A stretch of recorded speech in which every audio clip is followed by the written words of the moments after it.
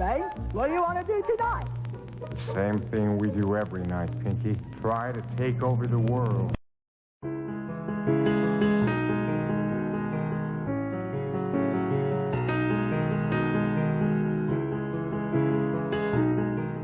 I'd like to get back to my questions. Why can't I ever seem to attract enough money in my life? Am I destined to be forever scrimping and scraping? What's blocking me from realizing my full potential regarding money? The condition is manifested not just by you, but by a great many people. Everyone tells me it's a problem of self-worth, a lack of self-worth. I've had a dozen New Age teachers tell me that lack of anything is always traceable to lack of self-worth. That is a convenient simplification. In this case, your teachers are all wrong. You do not suffer from a lack of self-worth. Indeed, your greatest challenge all your life has been to control your ego. Some have said it's been a case of too much self-worth. Well, here I am again, embarrassed and chagrined, but you are right. You keep saying you're embarrassed and chagrined every time I simply tell the truth about you. Embarrassment is the response of a person who still has an ego investment in how others see him. Invite yourself to move past that. Try a new response. Try laughter. Okay. Self-worth is not your problem. You are blessed with an abundance of it. Most people are. You all think very highly of yourself, as rightly you should. So self-worth for the great mass of the people is not the problem.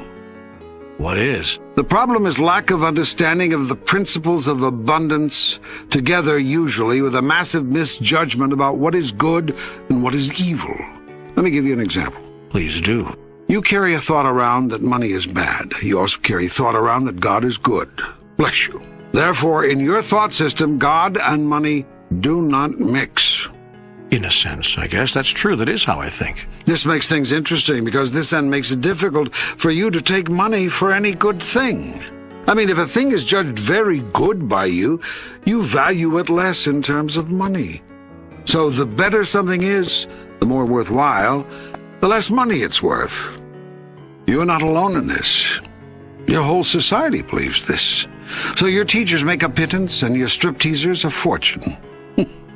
Your leaders make so little compared to sports figures that they feel they have to steal to make up the difference. Your priests and your rabbis live on bread and water while you throw coins at entertainers. Think about it. Everything on which you place a high intrinsic value, you insist must come cheaply. The lonely research scientist seeking a cure for AIDS goes begging for money, while the woman who writes a book on 100 new ways to have sex and creates tapes and weekend seminars to go with it makes a fortune. This having it all backwards is a propensity with you, and it stems from wrong thought. The wrong thought is your idea about money.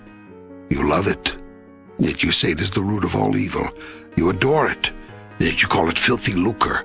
You say that a person is filthy rich. If a person does become wealthy doing good things, you immediately become suspect. You make that wrong. So a doctor had better not make too much money, or had better learn to be discreet about it. And a minister, whoa, she'd really better not make lots of money, assuming you'll even let a she be a minister, or there'll surely be trouble. You see, in your mind, a person who chooses the highest calling should get the lowest pay. Yes, is right. You should think about that, because it is such wrong thought. I thought there was no such thing as wrong or right. There isn't. There's only what serves you and what does not.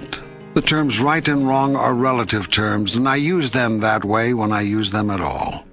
In this case, relative to what serves you, relative to what you say you want, your money thoughts are wrong thoughts. Remember, thoughts are creative. So if you think money is bad, yet think yourself good, well, you can see the conflict. Now, you in particular, my son, act out this consciousness in a very big way. For most people, the conflict is not nearly so enormous as for you. Most people do what they hate for a living, so they don't mind taking money for it. Bad for the bad, so to speak. But you love what you do with the days and times of your life. You adore the activities with which you cram them.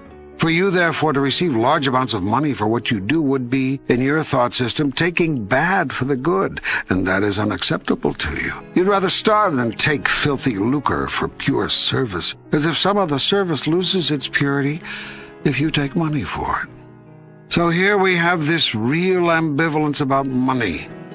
Part of you rejects it, and part of you resents not having it. Now the universe doesn't know what to do about that, because the universe has received two different thoughts from you. So your life with regard to money is going to go in fits and starts, because you keep going in fits and starts about money. You don't have a clear focus. You're not really sure what's true for you. The universe is just a big photocopy machine. It simply produces multiple copies of your thoughts. Now, there's only one way to change all that. You have to change your thought about it. How can I change the way I think? The way I think about something is the way I think about something. My thoughts, my attitudes, my ideas were not created in a minute. I have to guess they're the result of years of experience, a lifetime of encounters. You're right about the way I think about money. But how do I change that? This could be your most interesting question. The usual method of creation for most human beings is a three-step process involving thought, word, and deed or action. First comes thought, the formative idea, the initial concept. Then comes the word. Most thoughts ultimately form themselves into words, which are often then written or spoken. This gives added energy to the thought, pushing it out into the world, where it can be noticed by others. Finally, in some cases, words are put into action, and you have what you call a result. A physical world manifestation of what all started with a thought. Everything around you in your man-made world came into being in this way, or some variation of it. All three creation centers were used. But now comes the question. How to change a sponsoring thought? Yes, that is a very good question, and a very important one. For if humans do not change some of their sponsoring thoughts, humankind could doom itself into extinction. The most rapid way to change a root thought or sponsoring idea is to reverse the thought, word, deed process. Explain that. Do the deed that you want to have the new thought about. Then say the words that you want to have your new thought about. Do this often enough, and you'll train the mind to think a new way. Train the mind? Isn't that like mind control? Isn't that just mental manipulation? Do you have any idea how your mind came up with the thoughts it now has? Do you not know that your world has manipulated your mind to think as you do? Wouldn't it be better for you to manipulate your mind and for the world too? Would you not be better off to think the thoughts you want to think than those of others? Are you not better armed with creative thoughts than with reactive thoughts? Yet your mind is filled with reactive thought that springs from the experience of others. Very few of your thoughts spring from self-produced data, much less self-produced preferences. Your own root thought about money is a prime example. Your thought about money, it is bad, runs directly counter to your experience. It's great to have money. So you have to run around and lie to yourself about your experience in order to justify your root thought. You're so rooted in this thought, it never occurs to you that your idea about money may be inaccurate. So now, what we are up to is coming up with some self-produced data. And that is how we change a root thought and cause it to be your root thought and not another's. You have one more root thought about money, by the way, which I've yet to mention. What's that? That there's not enough. In fact, you have this root thought about just about everything.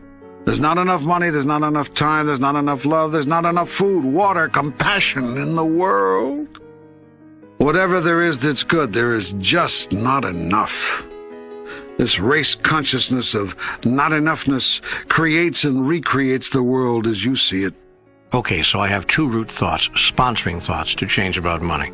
Oh, at least two, probably many more. Let's see. Money is bad, money is scarce. Money may not be received for doing God's work. That's a big one with you. Money is never given freely. Money doesn't grow on trees, when in fact it does. Money corrupts. I see, I get it. I've got a lot of work to do. Oh, yes, you do. If you're not happy with your present money situation, on the other hand, it's important to understand that you're unhappy with your present money situation because you're unhappy with your present money situation. You know, sometimes you're hard to follow. Sometimes you're hard to lead. Say, listen, you're the God here. Why don't you make it easy to understand? I have made it easy to understand. Then why don't you just cause me to understand if that's what you truly want? I truly want what you truly want. Nothing different, nothing more. Don't you see that that is my greatest gift to you? If I wanted for you something other than what you want for you, and then went so far as to cause you to have it, where's your free choice? How could you be a creative being if I am dictating what you shall be, do, and have? My joy is in your freedom, not your compliance.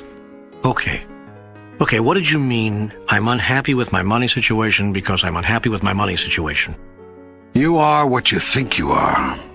It's a vicious circle when the thought is a negative one. You've got to find a way to break out of the circle. So much of your present experience is based on your previous thought. Thought leads to experience, which leads to thought, which leads to experience.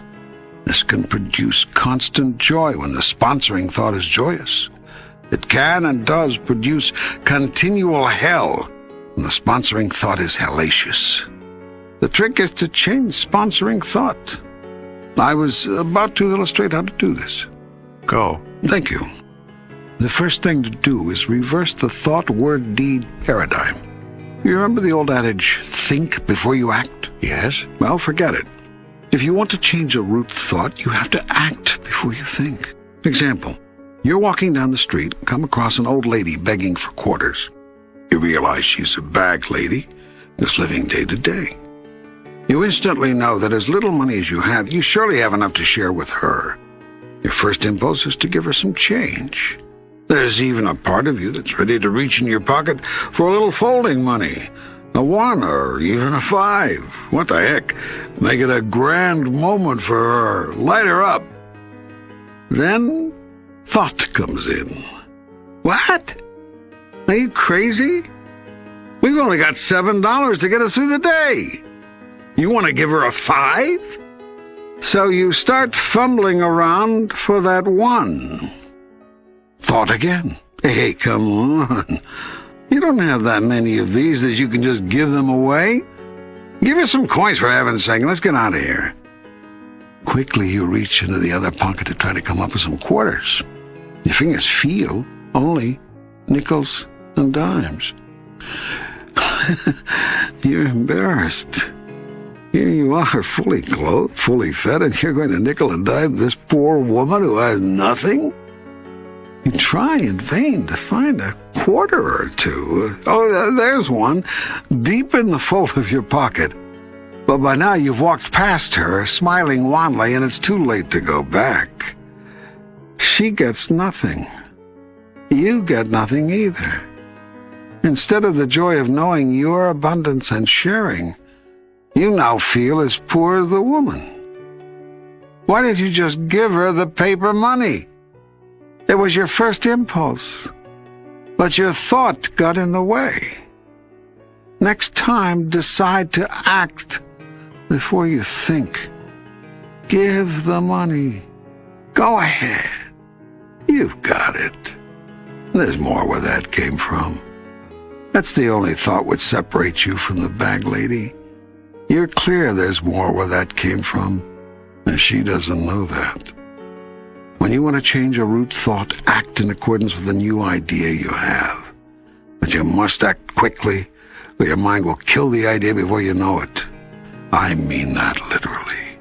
The idea of the new truth will be dead in you before you've had a chance to know it. So act quickly when the opportunity arises, and if you do this often enough, your mind will soon get the idea. It will be your new thought.